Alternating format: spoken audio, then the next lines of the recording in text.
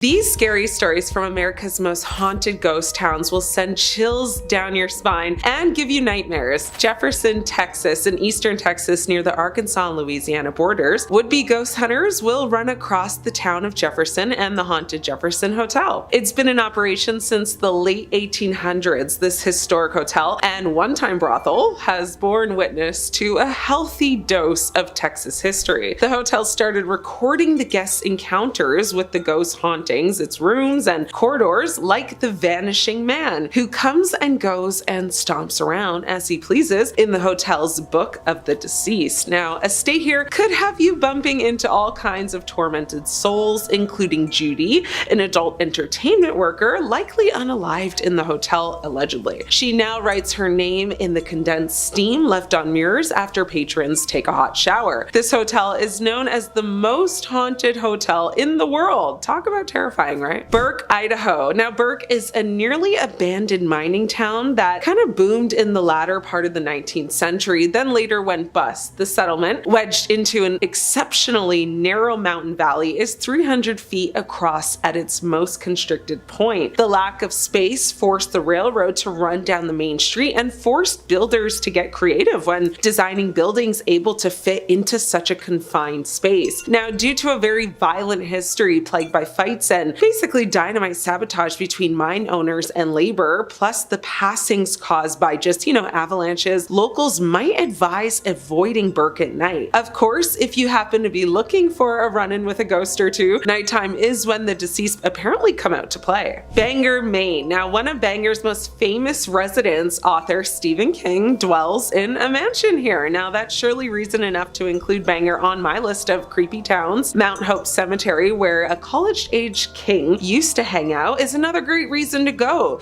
King is said to have come up with character names and some of his scariest story ideas here. Now, scenes from the 1989 film adaptation of Pet Sematary were even actually filmed at this site. The cemetery, founded in 1836, is one of the first garden cemeteries to ever open in the United States. Mount Hope Cemetery Corp and Crematory has a well-earned reputation for being haunted, with reports of apparitions, shadows, and even children's voices. Mount Hope is full of old, distinctive tombstones that inspired one of America's most famous authors, a writer who has spent his career, creeping out a nation and a planet with his horrifying tales. Seward, Alaska. Seward is home to ruins of one of the most tragic incarnations of the Jesse Lee Home for Children. While other orphanages of the same name have operated in Alaska, this location, abandoned after 1964's Great Alaskan Earthquake, which by the way had a magnitude of 9.2, has an exceptionally unfortunate history. Apparently, the ghosts of children who perished during the earthquake still actually haunt the premises today. The pitter-patter of little feet running around, along with the sounds of just skipping rope and giggling tots,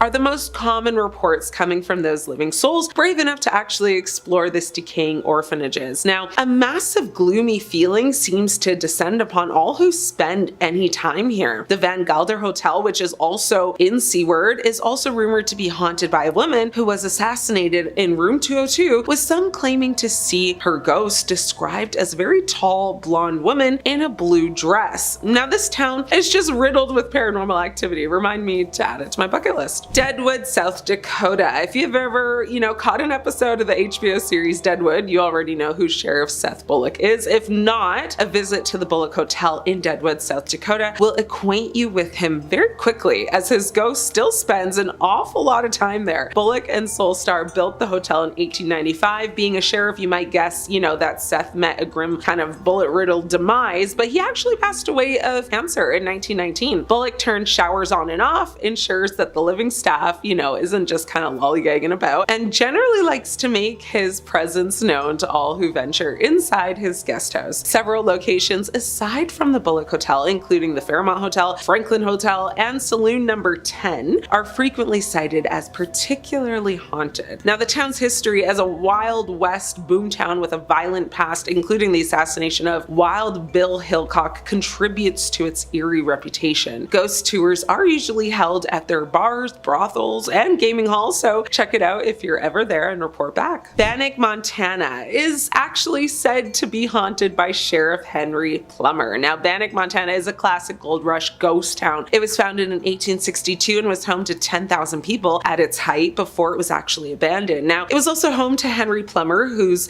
biography basically seems tailor-made for ghost stories. Before arriving in Bannack, Plummer was a sheriff of Nevada County, California, where he was known for playing both sides of the law and where he was eventually joined, by kind of a group of bandits. Now, upon arriving in Bannack to prospect for gold, Plummer again convinced the townspeople to elect him sheriff. Details are sketchy about what happened next. Now, at the time, a group of road agents called the Innocents were terrorizing the town, and it's unclear whether Plummer himself was the founder, and leader of the group. Either way, a group of panicked miners eventually formed a posse and kind of unalived several innocent people, as well as the sheriff. However, it is also possible the Innocents fabricated Plummer's involvement in the group to lessen their culpability and unalived him themselves. Grave robbers later decapitated his body, according to local legend. If you ever kind of wander through Bannack, you might see the headless sheriff's ghost. Another terrifying story from the same town, though, is of a young girl named Dorothy Dunn. She tragically actually drowned in a dredge pond. Now, her demise is said to be linked to sightings of a young girl in a blue dress, often seen in the Mead Hotel. Beyond specific stories, there are reports just generally of cold spots, unexplained sounds, and other ghostly phenomena in various locations within Bannack. Definitely sounds like just one big haunted town, am I right? Batstow Village in New Jersey. This town is said to be the stomping grounds of the Jersey Devil. Well, that doesn't sound so good. Now, Batstow is yet another abandoned American settlement, only instead of being home to a ghost, it's home to a legendary cryptid. Now, it was founded in 1766 to support an ironworks that supplied the Continental Army and was inhabited for the next 110 years. Today, the remains of Batstow are part of the 1.1 million acre forest known as the Pine Barrens. That forest is also home to the legendary Jersey Devil, which means tons of unconfirmed, vaguely written reports of people seeing the creature at Batstow Village. Now, according to legend, the Jersey Devil is, the cursed 13th child of a New Jersey woman named Mrs. Leeds, who gave birth to it in 1735, making it almost 300 years old. It's described as a kangaroo-like creature with the face of a horse, the head of a dog, and bat-like wings, horns, and a tail, and feeds on livestock. Numerous accounts suggest that ghosts are frequently observed roaming the grounds, of Batstow Village. Today, Batstow Village is a popular tourist destination with over 40 sites and structures open for visitors, despite its reputation as a haunted location. Grafton, Utah. Grafton is known as a ghost town with a history of paranormal activity, and some believe its cemetery is indeed haunted. Visitors have reported strange noises,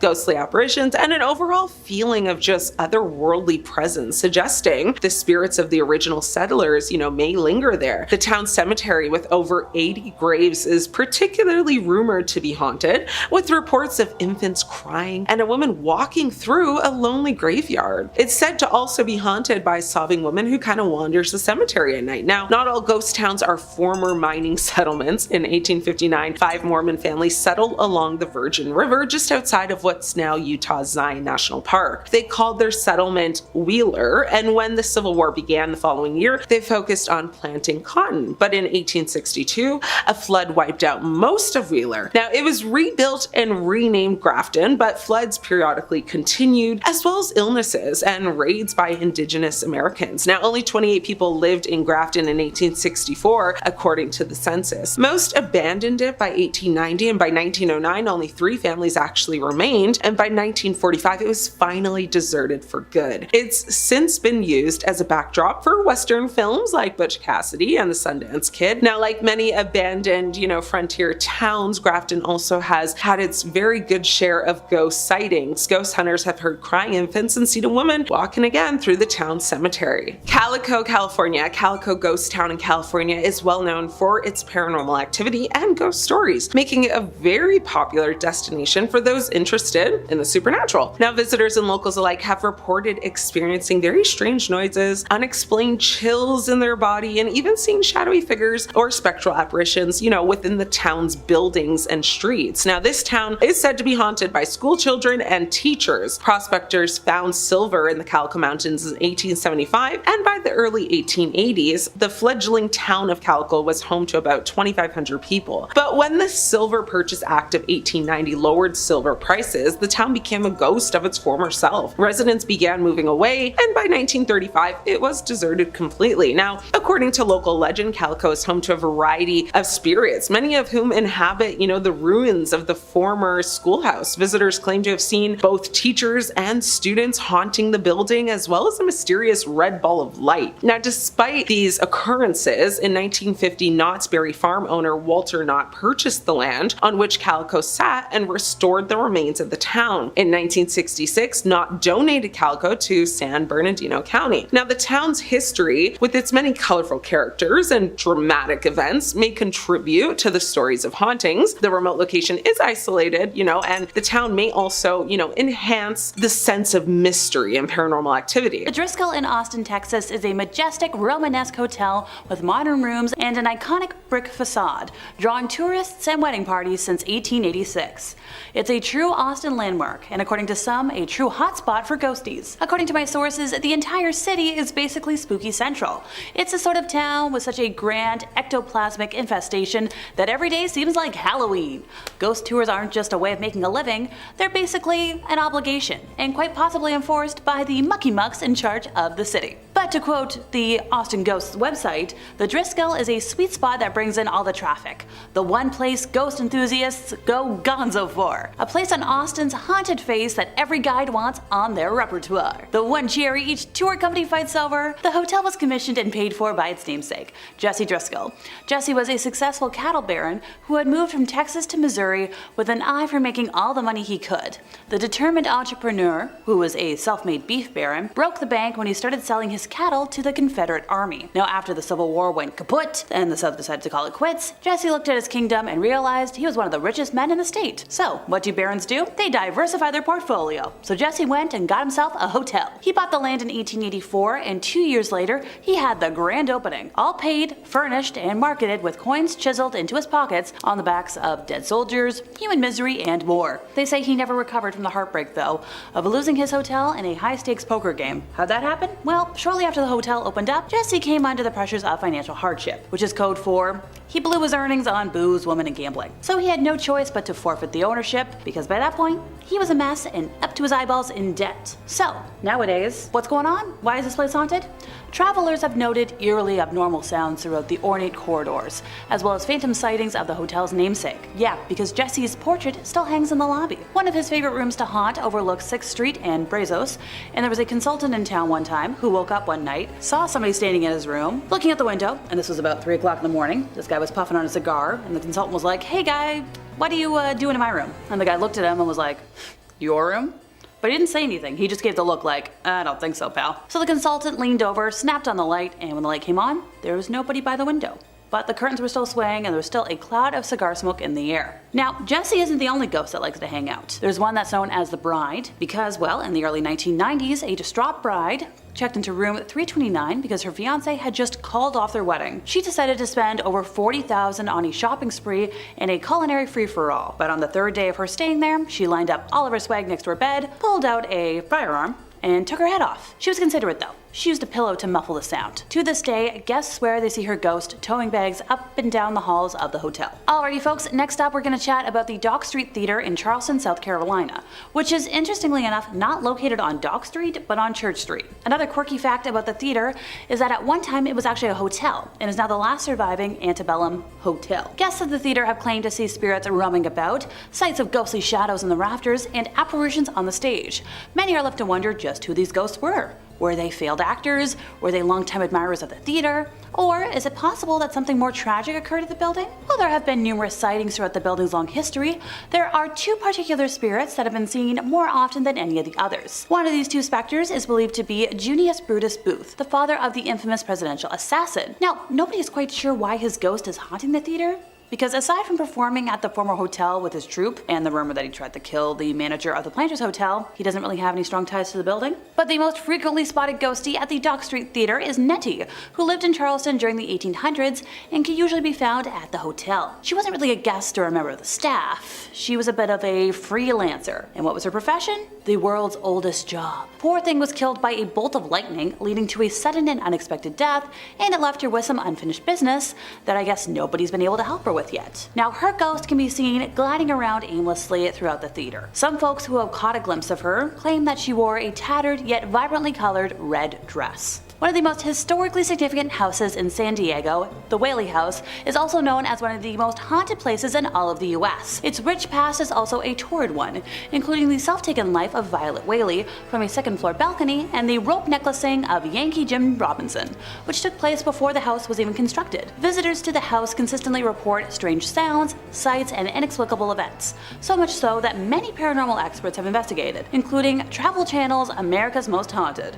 From heavy footsteps and disembodied voices to the apparition of Thomas Whaley and his wife Anna, visitors report being spooked, intrigued, and even a bit frightened while touring the house. Other ghosts have been seen as well, and because the house was home to many residents over the years after the original family moved out, nobody knows for sure who they are. But one thing remains consistent: the eerie presence of those who have left the world of the living but refuse to leave the house. Now, just a couple of steps away from the house, El Campo Santo Cemetery is also known for its haunted occurrences.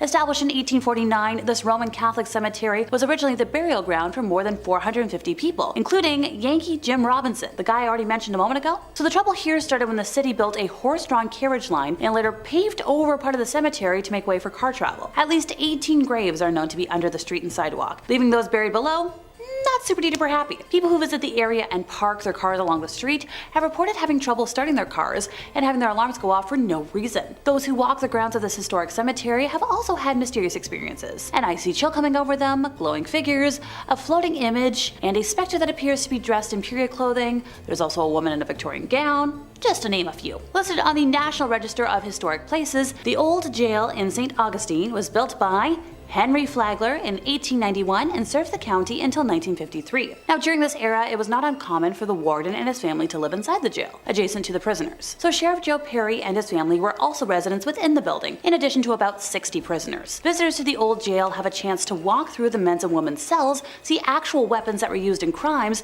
and tour through the execution gallows. The experience is often a frightening one, especially for those who are easily caught off guard by unexpected events. Many have died and suffered with diseases within these walls, and it is believed that their spirits are still lingering. Now, the, I think, 6'8", 300-pound sheriff has been seen and heard. You've also got strange smells, heavy footsteps, disembodied moaning, laughing, jangling chains, even the sounds of dogs barking have all been reported. The old jail is so abundant with supernatural activity that has been investigated by various paranormal professionals, so it's listed in the National Directory of Haunted Places, making it a landmark attraction. And finally for today, we have the Crescent Hotel, located in Eureka Springs, Arkansas. This was erected in 1886 and has served several purposes over time, such as a luxury resort, a conservatory for young women, and a junior college. But the strangest mark on its history came in 1937 when it got an owner named Norman G. Baker. Now, Norman was a millionaire inventor and radio personality who decided to pose as a doctor, despite having no medical training, and wanted to turn the hotel into a hospital that could cure cancer. He was eventually found out and was run out of town, but his spirit somehow found its way back to the hotel and found some otherworldly company as well. The now operating Crescent Hotel is said to be haunted by at least 8 ghosts, ranging from a girl to a bearded man, all wearing Victorian clothing. When the current owners, Marty and Eloise, bought the hotel in 1997, they hired not one but 2 certified mediums to do a reading of the building. And the mediums found that the hotel showed signs of being a portal to the other side, as in a dimension that holds the spirits of the dead and can be accessed by those on the same frequency as ghosts. That portal is located on top of what used to be the morgue. Now, one thing I like to stress, especially when dealing with angry ghosties, is to never disturb the graves. And a formal archaeological dig was done on the property in 2019, uncovering Norman Baker's bottle grave, with some of the glass containers clearly showing fleshy remains, while others are believed to have held his assorted curing potions that never cured anyone. If you'd like to see them for yourself, they're on display in the Crescent's morgue. Oh, totally forgot. Both the morgue, complete with autopsy table, and a walk-in cooler where Baker stored cadavers and body parts are open for public viewing. The experience comes with seeing the ghosts huddled around the morgue's autopsy table pleading for help, the reoccurrence of a Baker patient who also served as a hospital assistant being seen in and around room 419, better known as Theodora's room, the early morning, loud squeaking of wheels on the 3rd floor corridor, accompanied by sightings of a nurse, pushing a gurney full of corpses down the hallway, only to see it vanish into thin air. Alright, I think I'm gonna kick off today with a case from Detroit, Michigan. The mystery of the disappearance of Phyllis Ann Flynn is one that lingers, casting a shadow over the years that have passed since that fateful night in May of 1988, which was before I was born. It's a puzzle that has defied resolution, leaving family and investigators grasping at straws in their quest for answers. After a birthday celebration at the Hotel Yorba in Detroit, Flynn vanished without a trace. The circumstances surrounding her disappearance are as mysterious as the hotel itself. She had requested that her father pick her up, a plea that would echo throughout the years as a haunting reminder of the unanswered questions. Now, the timeline of events is hauntingly sparse. A few days after her birthday, Flynn called home, signaling her desire to be retrieved from the Hotel Yorba. However, when her father arrived, she had evaporated into thin air, leaving behind an eerie void, and nobody has heard from her since. In the years that followed, the case went cold, a perplexing enigma with no breakthroughs. The detective assigned to Flynn's case retired, and the shadows seemed to close in on the scant leads. But even as the official investigation drew to a close, a glimmer of hope persisted among those determined to unravel the mystery. A family friend and a diligent Michigan State Police detective breathed some new life into the cold case back in 2014, so about a decade ago, reigniting the flame of inquiry. The Community United Effort Center for Missing Persons brought national attention to Flynn's disappearance, thrusting it into the spotlight of awareness-building efforts. The passage of time has not dimmed the resolve of those seeking closure. The Missing in Michigan campaign, led by Detective Sarah Krebs, has tirelessly worked to unearth fresh clues. The story of Phyllis Flynn found its place on billboards, a visual plea for information that could hopefully pierce through the fog of uncertainty. But to this day, the question remains: what happened at the Hotel Yorba? The void left by Flynn's disappearance resonates, a silent call for answers. The reward offered by Crime Stoppers of Michigan stands as an incentive, a monetary beacon beckoning anybody with information to step forward. But with the passage of 36 years, the harsh reality is lingering. Flynn's family, against the odds, clings to hope that she might still be alive. But sadly, the Hotel Yorba, once a backdrop to a birthday celebration, now stands as a silent witness to a disappearance that continues to baffle those who seek resolution. So I don't exactly have a name for this next hotel, outside of knowing that it's somewhere in the UK. I know, vague, but it was worth telling today. Imagine a place shrouded in whispers and veiled in the unknown. A hotel that, over the years, has become an unsettling enigma, a backdrop to a haunting mystery that eludes comprehension. It's not your typical story. It's a tale woven with threads of uncertainty and shadowed by the inexplicable disappearances of 66 young people. Nestled in the heart of the countryside, this hotel, with its weathered facade, stands as a testament to a history stained by the unexplained. The corridors echo with the distant laugh of young people who once roamed freely, their footsteps now silenced by a force that transcends the boundaries of our understanding. The first whispers of the mystery dates way back, like decades, a quiet murmur amongst locals who traded stories of curious occurrences. As time unfolded, so did the tales of the vanished youths, leaving a chilling imprint on the history of this seemingly ordinary establishment. Each disappearance, if we're going to compare it to something, maybe a jigsaw piece missing from a larger puzzle, paints a spectral image of uncertainty. The missing people, diverse in their backgrounds, ages, and stories, all converge at this point, their common thread being a vanishing act that perplexes even the most seasoned investigators. The authorities, puzzled and haunted by the lack of clues, have combed through the hotel's history, interviewed witnesses, scrutinized every nook and cranny, but they've got nothing. The answers remain elusive, like ghosts slipping through the fingers of those who seek them. The hotel itself, with its creaking floorboards and flickering lights,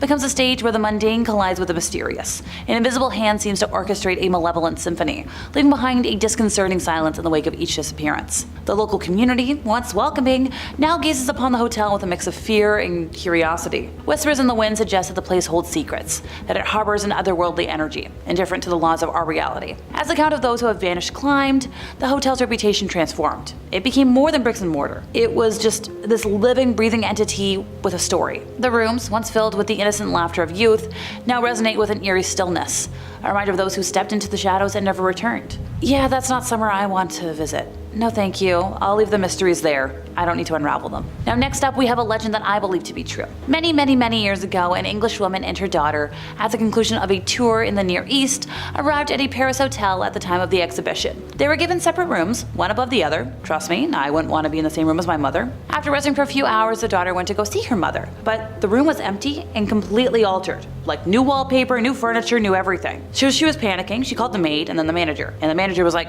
"You're under a delusion. When you arrived at this hotel, you were quite alone." But the girl was like, "No, we signed our names in the visitor's book, mother and I." So they brought out the visitor's book, and above the daughter's name, what the mother had signed, was a signature of a stranger. Now, it wasn't until about a year later that the daughter learned that her mother had died suddenly of the plague, and that in order to save Paris from, crazy panic and the exhibition from absolute ruin, it was hurriedly agreed by the authorities that the death should be completely hushed up, and that the daughter should be made to believe, by the repeated denials of hotel servants, hotel managers, and cabmen, and the proofs of, the changed room and the altered visitors book, that her unfortunate mother never reached the hotel. Imagine, you go to take a nap and you wake up and all of a sudden, okay, mom's gone, and you're Delulu. The girl allegedly found out the truth in a letter from a chambermaid. So when the story was originally told at a dinner at the house of Arthur Balfour, at the time, British Prime Minister, they were all hanging out, and Balfour was like, yeah, I'm gonna guess the ending. Now, a journalist for the Pall Mall Gazette, I think this was around 1913, talked to the author who originally published the tale, a Mr. Clement K. Shorter, noting by this time, of course, we've all heard the story. What's the truth to it? And Mr. Shorter's like, no, I believe it happened. It is a heck of a lot easier to believe that it happened than it was invented. And given an illness under precisely the same circumstances, the French police authorities are the only police authorities in the world who are equal to coping with it so brilliantly. I can't imagine waking up and being told, hey, you're completely wrong. No, thank you.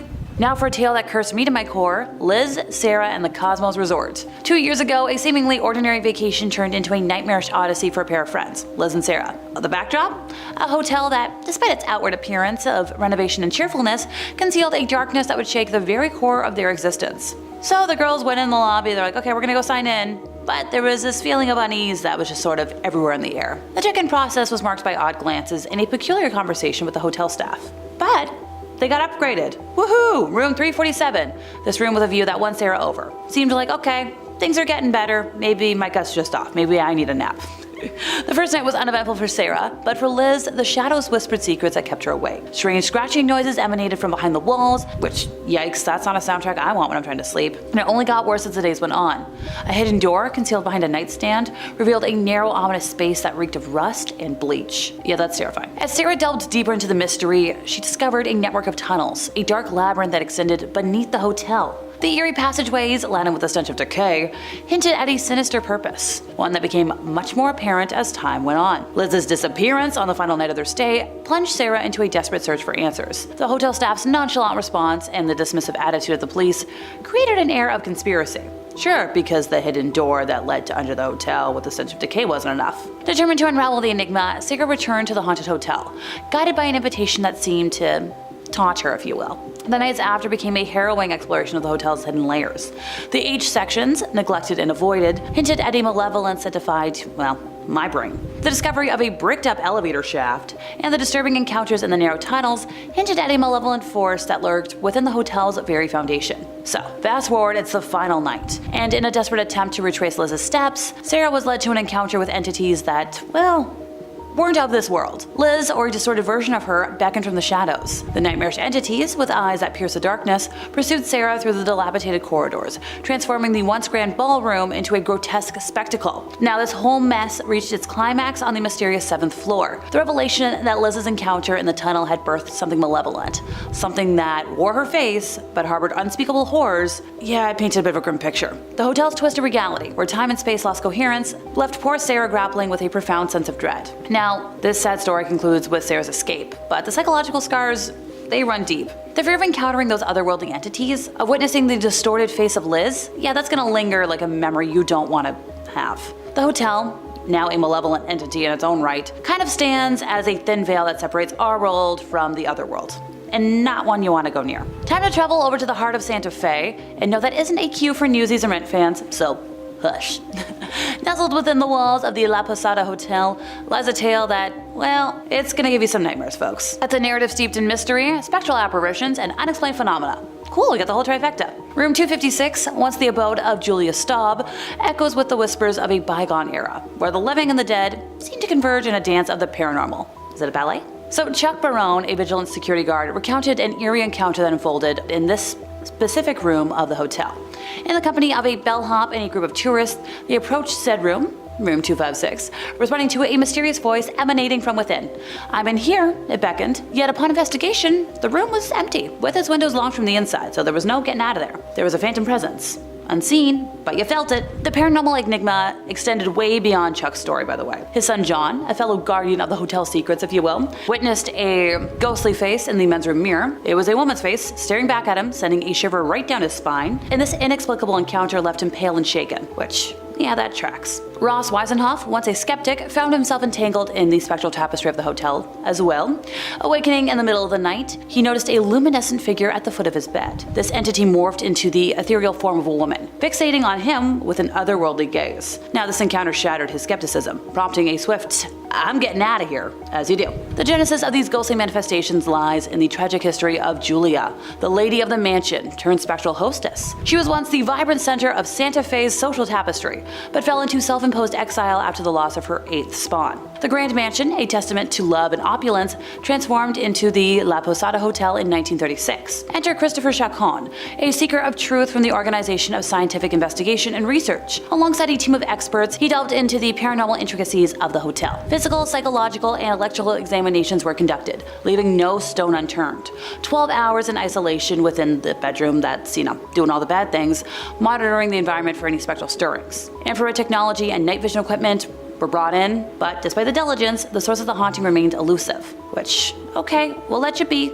Ghosty ladies can do what you want. I would like to live. For centuries, historians who investigated Jamestown had to rely on written accounts from the time in later historical documentation. For example, the legend of Pocahontas and John Smith was wildly romanticized through a white male Anglo-Saxon prism. Jamestown was a powerful symbolic legend, first of a new world claimed for the English Empire, then later the birth of a new nation. There was a strong motivation to enhance the legend with colonialist, patriotic, and religious fervor. But recent research, archaeological findings, and scientific documentaries have revealed shocking details and grim, actually horrific, realities of settlement life and death. Could it be possible that a foundation settlement of the American nation was rife with intrigue that included crypto-Catholicism in an anti-Catholic settlement, starvation, assassination attempts, and even killing and people-eating? Well, archaeological findings seem to indicate exactly that. Recent digs that started about 20 years ago at Jamestown have revealed shocking facts about life there. So archaeologists unearthed something stunning in structure number 191, which contained a brick and mortar oven of a kitchen. First, they found skeletal remains of dogs, cats, rats, and even a horse in the kitchen area. But then they found something even more shocking. The mutilated skull and severed leg of an English girl dating from about 1609. The skull and tibia bone both had numerous cutting and sawing marks on them, indicating that the body had been butchered. In addition, the back of the skull was smashed open, indicating that the skull had been bludgeoned, presumably to get at the brains, which are high in protein and eaten customarily from other butchered animals by the colonialists. The winter of 1609 was known as the starving time at Jamestown, and this was from a number of written accounts. During that time, of the about 600 total folks, only 60 people survived. Immediately next to the skull, a pottery bowl was also unearthed, indicating that all this was done at that kitchen. In fact, colonists could not have picked a worse time to try and settle in Virginia. Cores drilled from centuries-old trees near Jamestown by the archaeology team show that it was in the middle of a 7-year drought. The previous winter had been nearly as bad, and a lot of settlers had died of starvation. So it was during this time that John Smith ventured out in search of locals willing to provide the colonists with food. When he returned, he found that about 75% of the folks that had landed already starved to death. Desperate, a lot of folks decided to try to sail back to England on the small British ship, the Discovery, but Smith, trying to keep the colony afloat, aimed one of the fort's cannons at said ship and actually killed some of the defectors. In one of America's first trials by jury, Smith was condemned to the rope necklace, and by some accounts, he even had the rope there when Captain Newport sailed into the harbor with new settlers and stopped the whole end of life thing. Apparently, if you're visiting Colorado City, Arizona as just a random tourist, you're gonna be followed by several white SUVs. Folks have reported getting a weird vibe driving through and seeing all these half-built compounds and people just staring at you creepily as you drive by. Well, I was checking the Wikipedia page. Turns out it's basically run by a cult. At least 3 Mormon fundamental sects are said to have been based in this area. A majority of the residents and many local officials belong to the most prominent of these groups, the Fundamental Church of Jesus Christ of Latter-day Saints, whose corporation also owned much of the land within and around the town until state intervention in the 2000s. Direct quote, folks. A sect of Mormonism that broke off from the main church because they were excommunicated for refusing to renounce polygamy, because apparently the mainstream Mormons abandoned the practice. And they do a lot of horrible stuff. Men are not allowed to have intercourse with their wives. and the only people allowed to do so are seed bearers who essentially attack women. People have been kicked out and made homeless for simply disagreeing with the church leader. These folks have been accused of some really bad crimes we can't talk about, both in the US and in Canada. In January of 2004, local leader Warren Jeffs expelled a group of 20 men, including the mayor, and gave their wives and descendants to other men. Jeffs, now a convicted predator, stated he was acting on the orders of God, while the men expelled claimed they were being penalized for disagreeing with him. He was eventually placed on the FBI most wanted list, like the top 10, and arrested on August 28th of 2006. Most of the property in the town was owned by the United Effort Plan, a real estate trust of the FLDS, for short. In 2007, the state authorities began dismantling church ownership of the land, and the church retaliated and indoctrinated their followers against the state, believing they were being targeted because of their beliefs. So the followers became further and further secluded as a result. Remaining members refused to believe the charges against Jeffs, by the way. On April 6 of 2010, law enforcement officials in a nearby county of Arizona and Washington County of Utah served 5 search warrants seeking records from town officers. And these warrants were served on government officials and departments, including the town manager, as well as the only fire chief, which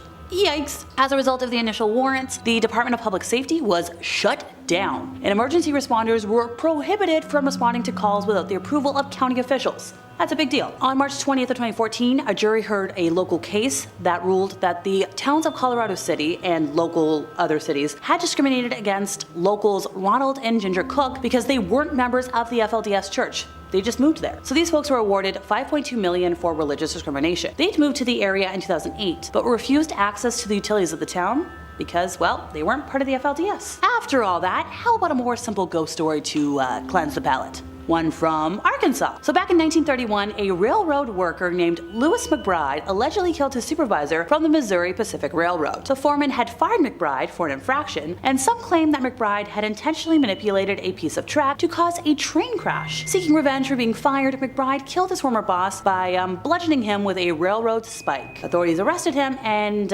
he went the way of electrocution. So not long after McBride's death, a mysterious moving light began appearing along the train tracks, far from the highway. People have witnessed it many times since, and even the TV show Unsolved Mysteries documented the phenomenon. Experts say that according to documentation in the local paper, which didn't give a date, but it was somewhere in 1932, there was a lot of reports of people seeing a light on the track. The story was that when they found one person, he had a lantern in his hand, and he got chased, and that was the end of his life. So the light, nowadays seen only at night, has been described as either a yellow, red, blue, or white glowing light. You would see this tiny light, said Bob Thompson, the local Historic Association president. What we saw was kind of a reddish golden light. Looked like someone had a baseball cap with a flashlight in it. Now Thompson said most of the time they would see the light and then would later vanish, but some folks have had more aggressive encounters. So what will scare you though is when it gets the size of a baseball cap, and sometimes you can see it swinging. Now it's not just coming at you, it's moving, and then it disappears. So you say, well, I did that, fine, let's go back to the car. So you turn around and then it's behind you. And that's when you get scared. It's always in a place when there is no electricity around. It shows when it chooses to show up. And when it chooses for you to see it, you see it. Though there are some scientific theories to explain the occurrence, a lot of local legends attribute the light to the ghost of McBride, or of that of a different rail worker who lost their head in an accident and allegedly continues to search for his head. The tropical waters around Bermuda may feel like the opposite of Alaska's frigid wilderness, but both places have something in common: unexplained disappearances. Thousands of tourists, residents, hikers, and airplanes have vanished without a trace in a large area of land called the Alaskan Triangle, encompassed by Juneau, Barrow, and Anchorage. So in 2007, state troopers reported about 2,833 disappearances. For a state with a population of more than 700,000 people, this suggests about 1 in a couple hundred people disappeared, which that's a lot of people. So yes, there are many theories about this creepy phenomenon, some of which involve Alaska's unpredictable and often unforgiving environment, as well as, the sheer expanse of the landscape that can result in many lost travelers. According to local legends, the missing people likely fell victim to the Kushtaka, a race of shape-shifting otter people who lure humans away from civilization and transform their captives into one of them. And finally for today, let's talk about something interesting in history. Allegedly, parts of the incident that led to the US intervention in Vietnam never happened. After evading a torpedo attack, the USS Maddox reportedly engaged 3 North Vietnamese boats in the Gulf of Tonkin on both August 2nd and August 4th of 1964, according to the Pentagon Papers. Although without US casualties, the events prompted Congress to pass a resolution allowing the president to intervene in the country. So talk of this status as a false flag for the US involvement in the Vietnam War has permeated public discourse almost since the time of the attacks, especially after the government admitted that the second incident involved false radar images. But after resisting comment for decades, the NSA finally declassified documents in 2005, admitting the incident on August 4th never happened. Those involved didn't necessarily intend to cover up the incident to propagate a war, but the evidence does suggest an active effort to make it fit the claim of what happened, according to historians. McKamey Manor. Alrighty, before somebody yells at me, yes, this place does market themselves as a haunted house, or to quote the founder Russ, a survival horror performance house, and they're currently offering 20 grand to anyone who can survive 10 hours of their games. Granted, if you curse or fail a challenge, $500 gets removed each time. Also, I've had a personal vendetta against them for almost 10 years now, and that's about to come into play. Founder Russ McKamey, a former Navy seaman turned haunted attraction enthusiast, doesn't accept any kind of money for this unique experience. Payment is simply a can or bag of dog food. There is a screening process first. Participants must produce a doctor's note, sign a 40-page waiver, pass a background check and drug test, and be screened via FaceTime. A guide has testified that the 40-page waiver signed by participants lists possible risks, that include having teeth extracted, being tattooed, and having fingernails removed. If I didn't already hate the place enough, that does it for me. That's just unnecessary torment. It originally operated in San Diego, but neighbors petitioned to have it run out of the area due to the noise and unsafe attention it brought them, and were successful. There's a total of 3 locations now. Nashville, Tennessee, and Huntsville, Alabama are the 2 that we're going to be talking about though. At the Tennessee location, guests must be 21 or older, or 18 with parental consent, while the Alabama location only allows ages 21 and up. The tour lasts from 8 to 10 hours, but no guest has ever made it all the way through. Now, McKamey originally did not allow safe words for the tour, but has since reportedly allowed them, with guests having the option to use a safe word that ends the tour immediately. The house operates year-round, and there is allegedly a waiting list of over 24,000 people. I just want to know why. During the tour, employees of the manor may physically attack patrons, waterboard them, force them to eat and drink unknown substances, have them bound and gagged, and engage in other forms of physical and psychological anguish. I'm forgetting something. Oh, don't remind me. Oh, right. Participants may also be drugged during their experience. And hey, if that wasn't enough ick for anybody, make sure to remember to smile for the camera while you're enduring this hell. McKamey started filming everything that happened inside the manor as an insurance policy, so he'd have proof of what really happened anytime law enforcement came a-knockin'. In addition, each contestant's experience is live streamed to a Facebook audience of close to 30,000 people. If that's your idea of entertainment, there's a large archive of footage on the official website. So far, no one's been able to escape, and I'm pretty sure everybody leaves with some sort of imprint on their psyche. So big pass from me. Hey, what's creepier than an abandoned schoolhouse with a truly terrifying history? It's hard to think of anything. The Dent Schoolhouse is a haunted house attraction set in an actual super spooky haunted house that changes every year, meaning visitors never know what to expect. Imagine a place where the boundary between the living and the dead kind of blurs a little bit, where your heart races and reality morphs into a realm of terror. Nestled in Cincinnati, Ohio, this haunted attraction is not for the faint of heart.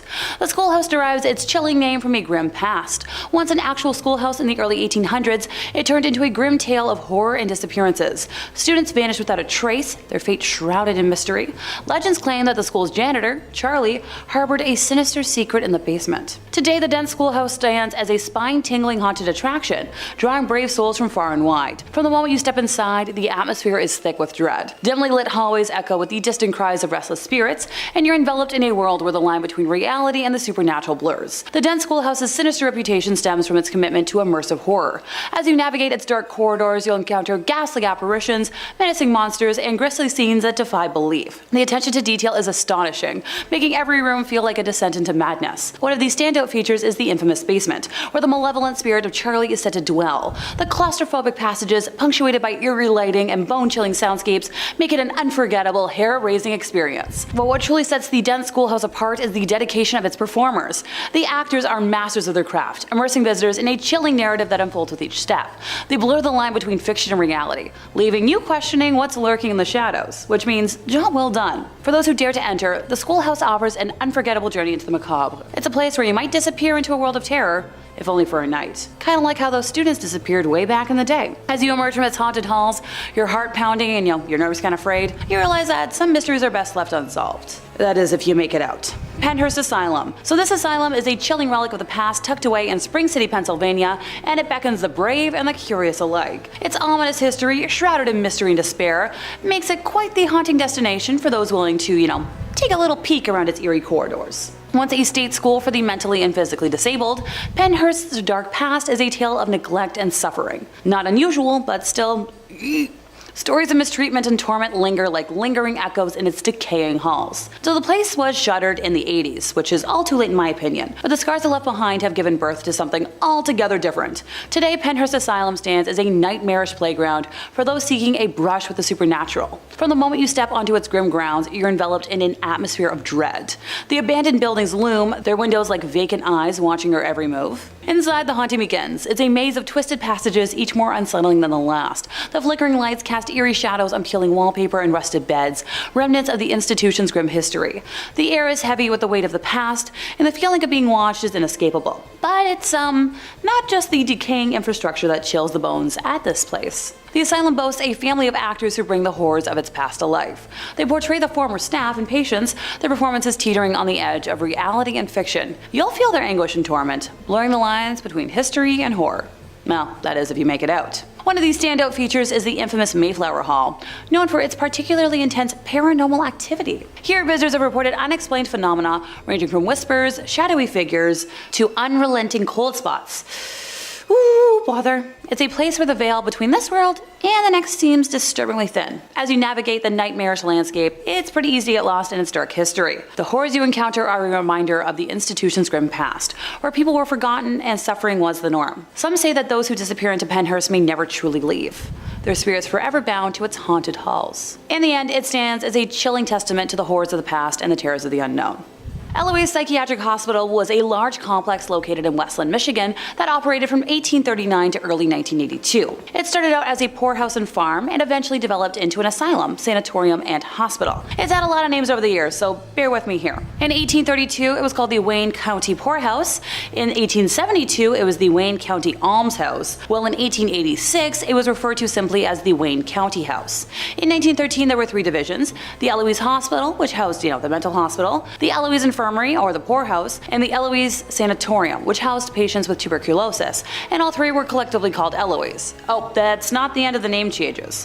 In 1945, it was named Wayne County General Hospital and Infirmary at Eloise, Michigan, which, bit of a mouthful. By 1974, it had two divisions, separating the Wayne County Psychiatric Hospital from the General Hospital. By 1979, it was officially called Wayne County General Hospital, with the Psychiatric Division closing in 82. In its heyday, Eloise was made up of 78 buildings on 902 acres with 10,000 patients along with 2,000 staff, serving as the largest psychiatric facility in the United States. Only the firehouse, power plant, commissary, and D buildings still stand as of right now, as well as the cemetery. It had some good things back in the day, housing the first kidney dialysis unit in the entire state of Michigan and pioneering the use of music therapy, but they also used, hydrotherapy, shock therapy, and insulin therapy to treat patients. As the years went on, the institution grew larger and larger, which was a reflection in the increases of population in the area. From only 35 residents in 1989, the complex grew to about 10,000 residents at its peak during the Great Depression. Now to talk about the ghosties. My favorite part. Numerous typical poltergeist activities have been witnessed within the complex, with doors slamming and medical carts and tables being overturned. Generally speaking, there are shadow figures that seemingly drip from the ceilings and ooze from the walls of this place, becoming part of the building itself until they are one and the same. Two ghostly little ones have been seen running the paint-peeling walls of the hallways, turning a corner only to disappear. It's assumed they were inmates at the time Eloise was a poorhouse, where orphans often lived until they were adopted out or passed away. Possibly they died in their youth, or maybe they just relived their lives now without the fear that they had when they were alive. Carelessly playing games in a kind of purgatory. Now there's a mysterious lady that appears as a white vapor and has been seen manifesting within one of the buildings that still stand, and her voice has been recorded as she whispers, "Help." Another ghost is that of a doctor said to prowl the halls of the crumbling facility, and even in the afterlife, he searches for an unfortunate patient to practice his scientific methods. Some have reported seeing a specter drenched in water, possibly a reminder of when hydrotherapy was coming into popularity. Other times, the phantasm is seen wearing a smock stained in red, presumably from a lobotomy. Yoicks. Possibly the doctor lingers, tormented by the ghosts of the patients upon whom he practiced. Nowadays, this building is home to 2 different escape rooms, which is super duper fun. So if you feel like risking the ghost's wrath, that's on you. Good luck making it out.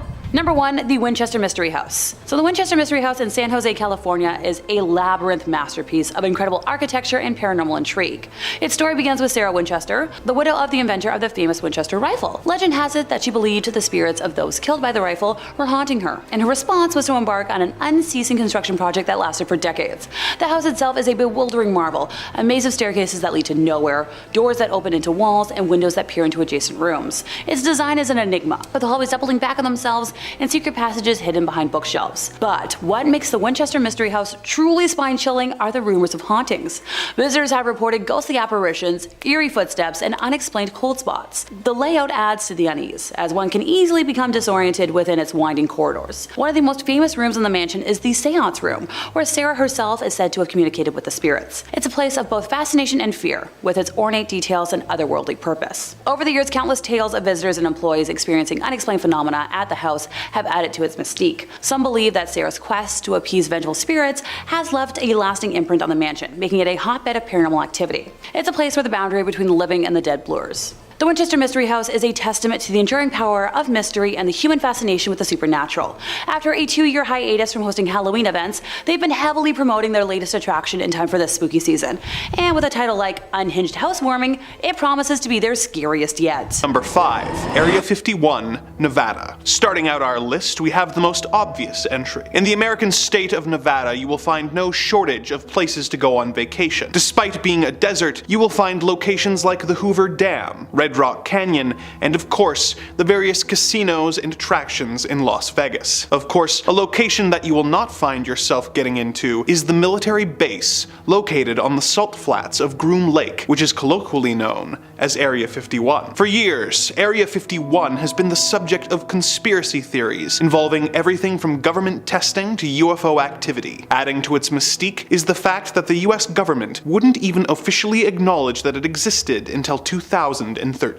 Its official use is apparently the testing of experimental aircraft, but the level of security at the base is extremely high, even for a government base. Employees of Area 51 are flown in on a private airline known as Janet Airlines, with Janet being an acronym that stands for just another non-existent terminal. Some former employees have reported getting paid through private companies that they have no involvement with in order to avoid a paper trail linking them to the base. Some theories about the purpose of Area 51 include it being used to develop energy weapons for the Strategic Defense Initiative, to develop time travel technology, and most infamously, for studying, storing, and reverse engineering the remains of crashed alien ships, including those that were found at the Roswell crash site. As it is a closed-off and secret government facility, tourists are of course not allowed to get into the site, with signs around the perimeter promising prosecution and possibly even deadly force against trespassers. Of course, this hasn't stopped alien enthusiasts from making the journey to Nevada to see the number of Area 51 and alien-adjacent attractions, such as bus tours of the extraterrestrial highway, the Black Mailbox, and the outskirts of this secret government facility. Number 4. The Princess Theatre, Alberta. In the Canadian city of Edmonton, Alberta, there is no shortage of movie theaters, with multiple malls housing multiple multiplexes, enabling local cinema lovers to watch the latest in entertainment. However, for many years, the crown jewel for movie lovers in Edmonton was not the Cineplex in West Edmonton Mall, or even the Garneau Theatre, which shows independent and classic films. No, for many years, the most classic of the theaters was the Princess Theatre on White Avenue. Built in 1914 for a then staggering $75,000, this 3-story single-screen theater would show moving pictures, concerts,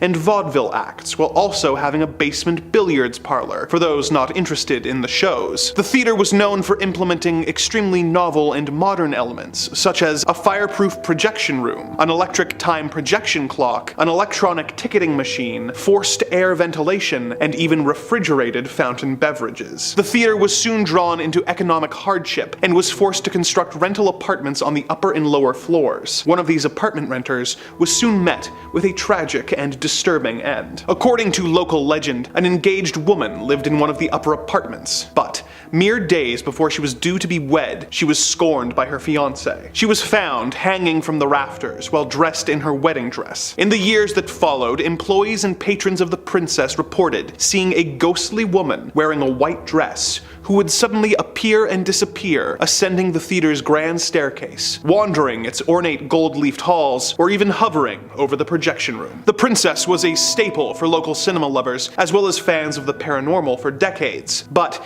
if you were interested in taking in a show or catching a glimpse of the ghostly bride, you may have missed your window, as the theater closed its doors after 108 years of operation in mid-2022. No new owners or plans for the historical theater have been announced, and the doors remained locked to the public, with only the ghosts still residing inside of this historic building. Number 3. Mount Weather Emergency Operations Center, Virginia. In a world that seems to constantly be on the brink of disaster, it is comforting to know that the US government has a safe location where the elite and powerful will be safe from destruction they most likely caused. Such is the purpose of the US Department of Homeland Security operated base located near Bluemont, Virginia. The Mount Weather Emergency Operations Center, otherwise known as the High Point Special Facility, has been in operation since the late 1800s, when it was used as a simple weather station. In 1928, the observatory building became President Calvin Coolidge's summer White House, before being used as a civilian public service facility where conscientious objectors could serve the government during World War II without having to go into conflict. In 1959, an underground facility was completed and designated Area B. The other buildings that were referred to as Area A became training facilities for the Federal Emergency Management Agency, or FEMA. Around this time, it became a relocation site for high-level civilian and military officials in the event of a national disaster, such as an attack or massive natural disaster. It plays a major role in many of the United States government's contingency plans for maintaining the continuity of government. It has a high-frequency radio system, which connects it to most federal public safety agencies, which allows the president to access and use the emergency alert system so that they can broadcast emergency alerts or warnings. An example of its use was on September 11th, 2001, when the majority of congressional leadership were taken from Washington by helicopter and evacuated to Mount Weather. The National Art Gallery has also developed a program that would have the country's most valuable paintings helicoptered over to the facility in the event of an attack, in order to make sure important cultural pieces are preserved in the event of an attack that would otherwise destroy them. Obviously, this site is off limits to all but the most high level of people, and it is not open for tourists. But if you are nearby and see a large group of frantic-looking officials arriving by helicopter, or you see a message on TV from the president being broadcast from this facility, be very afraid, as it means that something terrifying and horrible has or is about to occur. Number 2. Boblo Island Amusement Park, Ontario. North America has no shortage of amusement parks for families and thrill seekers alike to visit. The Canadian province of Ontario has several to choose from, including Canada's Wonderland, Great Wolf Lodge, and Splashtown Niagara. One theme park that you won't be able to buy a ticket for, however, is the Boblo Island Amusement Park, located on the island of Bois Blanc, just above the mouth of the Detroit River. The park was opened in 1898 and used a ferry system to service guests from Ontario and Detroit and bring them to the island, where they had a variety of attractions to keep them occupied and having fun. Some of these included the Falling Star, a log flume, a theater, a sky tower, a Ferris wheel, a zoo, a carousel, and a dance hall, financed by Henry Ford himself. It also had 3 roller coasters, the Screamer,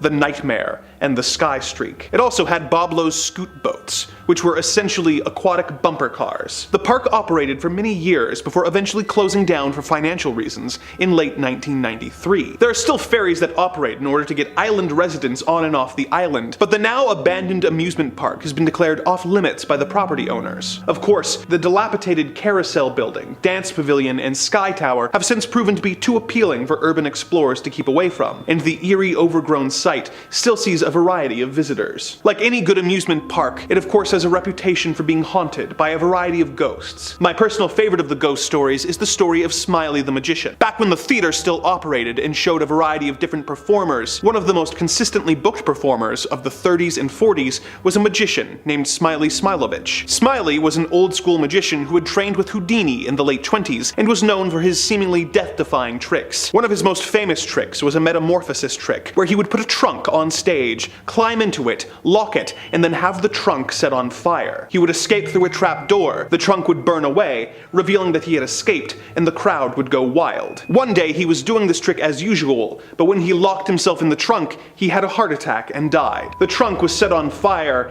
and the audience was left in terror as Smiley's body burned in front of them. Ever since then, Smiley's ghost would apparently haunt the theater, being sighted watching shows that were performed there, showing a special interest in magic shows. In the years since the park's closure, the occasional rumor of the magician being spotted has come up from the various urban explorers checking out the overgrown buildings. Would you ever be brave enough to explore Boblo Island Amusement Park? And if you did, would you be on the lookout for spectral magicians? Number 1. North Brother Island, New York. The North Brother Island is one of 2 small islands located in the East River of New York City. The island remained uninhabited until 1885, with the only trace of humanity being a small lighthouse that was erected in 1869. The island began seeing more use in 1885 when the Riverside Smallpox Hospital moved from Roosevelt Island to North Brother, when their mission expanded to treating and isolating victims of other quarantinable diseases such as typhoid, tuberculosis, and especially polio. In 1904, a steamship called the General Slocum was set ablaze, and over 1,000 people perished, either from the fire or from drowning while trying to escape, and ended up washing ashore on the island. One of the most famous residents at the hospital was Mary Mallon, otherwise known as Typhoid Mary, who was confined on the island for 20 years until her death in 1938, after having been declared a public health menace for infecting between 51 and 122 people while working as a cook. As public health measures like vaccines began to be adopted in the 30s and 40s, the need for a quarantine hospital lessened to the point where the hospital was closed. It was converted into housing for war veterans who were going to school in the city following World War II, before being converted into a rehabilitation facility for young people suffering from substance abuse issues. But it was closed in 1963 due to the cost of upkeep and the widespread corruption of the staff. In the years since, it was considered for a variety of purposes, including housing for the homeless and an extension of the jail at Rikers Island. But the danger of the unmarked manholes and the advanced dilapidation of the buildings, which are mostly collapsed and overrun by poison ivy, resulted in such ideas being abandoned. It was eventually decided that the site would serve as a bird sanctuary for herons and other wading shorebirds. Although many of the original 25 buildings are still standing in some shape or form, it has been made off limits to the public and is only available for supervised visits for those intending to go ashore for, quote, compelling academic and scientific purposes. With its history of confinement and death, perhaps it is best that this site has been deemed unfit for public visitation, although the history of the island is indeed compelling. 5 on this list is the Hay Adams Hotel. This hotel is located in Washington, D.C. and has quite the history to it.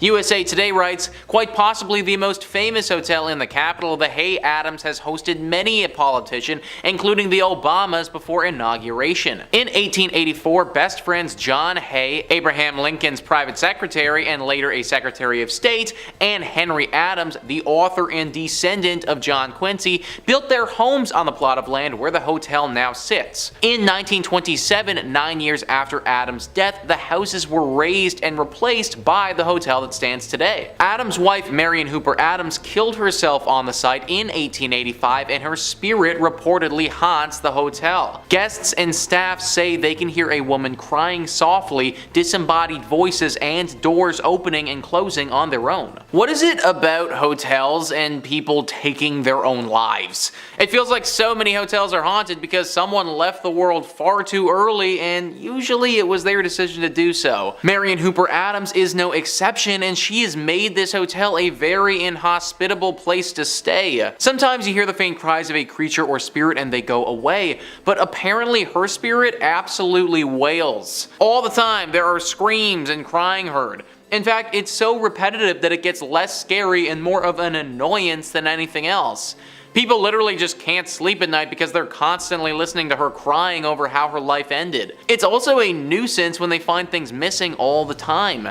Marion likes to move things and steal items. Oftentimes, the valuables of these people are gone if they leave the hotel for an extended period of time and then come back. Now, maybe this part of the legend is actually just one of the hotel workers stealing stuff and blaming it on her, but either way, things will go missing if you stay here. It's overall just a horrible experience being at this hotel for an extended period of time, and I wouldn't recommend it to anyone. Number 4 on this list is Hotel Provincial. Located in New Orleans, this hotel is teeming with paranormal energy. USA Today says the 2-story Hotel Provincial with 94 rooms in the historic French Quarter is a retreat into old New Orleans. Like many New Orleans properties, it also claims to be a popular paranormal activity hub. Like other area hotels, the property acted as a medical facility for wounded Confederate soldiers and is said to still possess their spirits. From distressed soldiers and operating doctors to pools of blood, guests have reported it all. If actually staying at the property seems too spooky, it's also a stop on many walking ghost tours of the city as well. Pools of blood, guys. Literal pools of blood. Just imagine walking into your hotel room after a long day of doing stuff, getting into your PJs, moving the comforter over to your bed to slip in, and then seeing a bunch of blood just ooze out. This has actually happened to people before. That would absolutely scar me for life if something like that ever went down. Not to mention people actually getting physically scarred when they come here.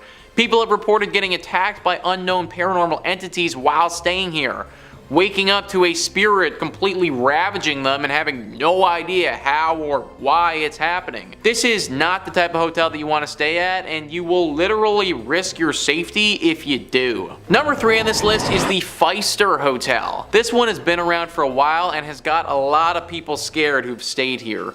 Travel and Leisure says the historic Feister Hotel opened in Milwaukee in 1893 with elegant interiors and advanced technology for the times, including electricity, individual thermostat controls, and fireproofing, making it one of the most sought-after accommodations in the city. The hotel is supposedly home to a number of spooky sightings. In fact, several MLB players have reported their own personal ghost experiences in the hotel, and some are even too scared to stay there again. So guys, I actually run a podcast all about the MLB. Because I run this podcast, I'm pretty knowledgeable about the MLB. I have literally heard of this hotel before even doing research on this video. Players will flat out refuse to play here now because they get way too scared and can't get any sleep when they're there.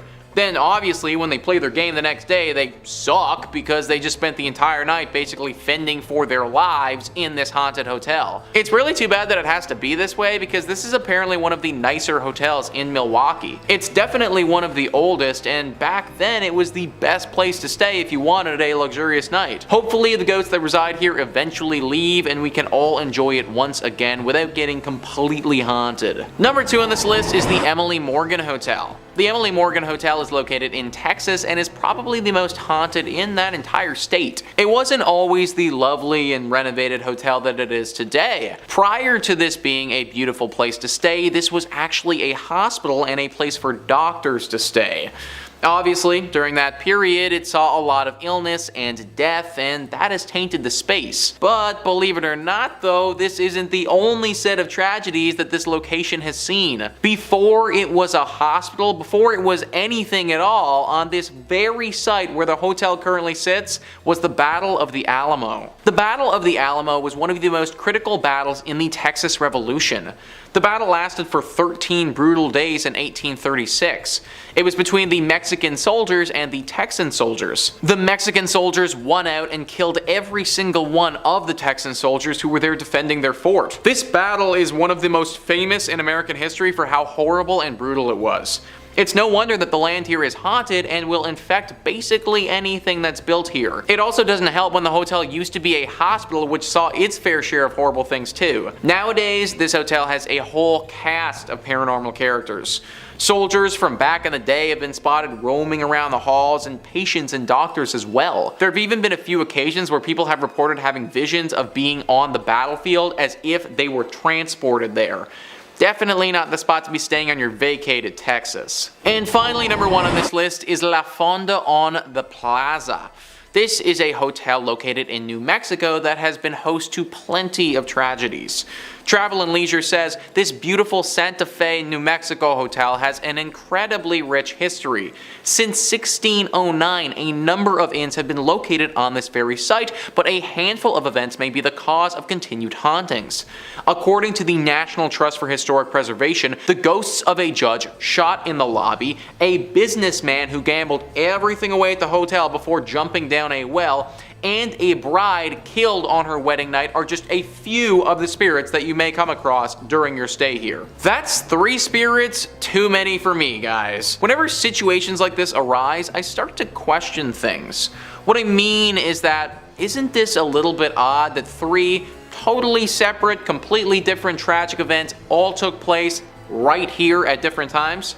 Sure, it could be a coincidence, but it seems like a rather sad one if you ask me. Maybe there was always something about this space that was just a little off. Maybe people who come here just get hit with horrible luck. Maybe this hotel was built on some sort of ancient ground that it shouldn't have been built on, and this is the horrible reaction. I obviously can't say for sure, but something's fishy about this hotel, and I wouldn't recommend checking it out if I was you.